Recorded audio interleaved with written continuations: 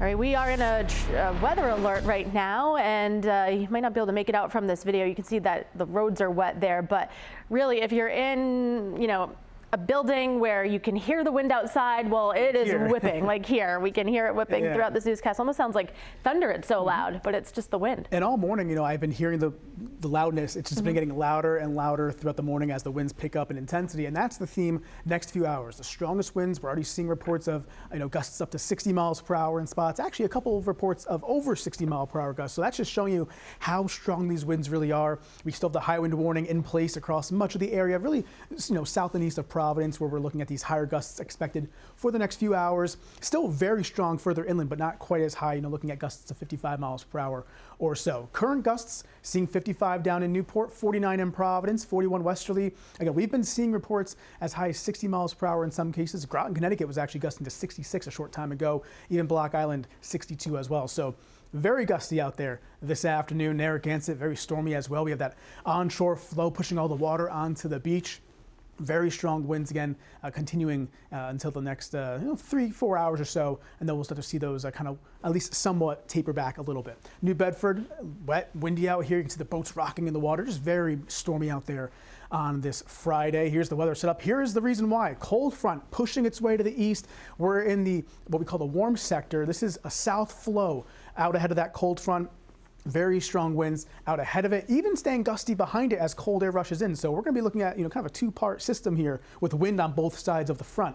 Here's the rainfall pushing on through, some embedded downpours, maybe even some thunder and lightning with this as well as it pushes on through.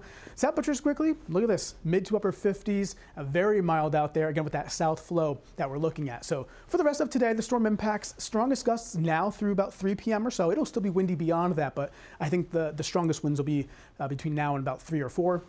Scattered outages and damage. We're already seeing plenty of reports of trees down in places like Swansea, Cumberland as well. Again, many locations dealing with this. Power outages. Saw a report of over 17,000 power outages in Massachusetts. So again, the wind means business, and although we don't have leaves on the trees, certainly it is causing problems out there with these south gusts up to 60 miles per hour. Heavy rain as well, but that's of course a secondary impact to the wind.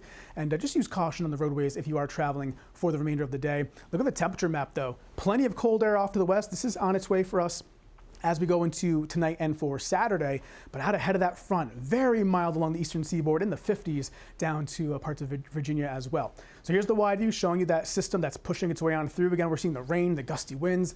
That continues over the next several hours. We can time things out going forward here. Again, strong winds, heavy rain, slow travel across our area. Temperatures plummet though behind the front. Look at this, 2 p.m. Providence will be around 60. Further west in Connecticut, 40s popping up as that colder air rushes its way on in behind the front. Perhaps even seeing a little bit of some snow shower activity this evening and tonight as there's still some residual moisture in the atmosphere. It'll be cold enough to support at least some flakes flying at times across southern New England later on today. We dry things out overnight. Very cold as we go into Saturday morning. Temperatures in the 20s when you wake up tomorrow morning. The good news is the weekend looks dry for both days, and temperatures will be in the 30s to lower 40s as we go into Sunday, but really not seeing any kind of precipitation over the course of our weekend. So let's go to the 7-day forecast. It of course shows Christmas Eve and Christmas Day on it. Right now things are looking okay. For much of next week, quiet weather across our area. A few snow showers for Tuesday. Does not look to be a huge deal, but maybe some festive flakes flying as we go into the early part of next week. And right now the holiday itself looks okay. All right, we'll be tracking it. This wind is wild though. I know, I can hear it. While I'm talking, I can hear it on the ceiling. So. Yeah. All right, and the stories we're working on new tonight on 12 News starting at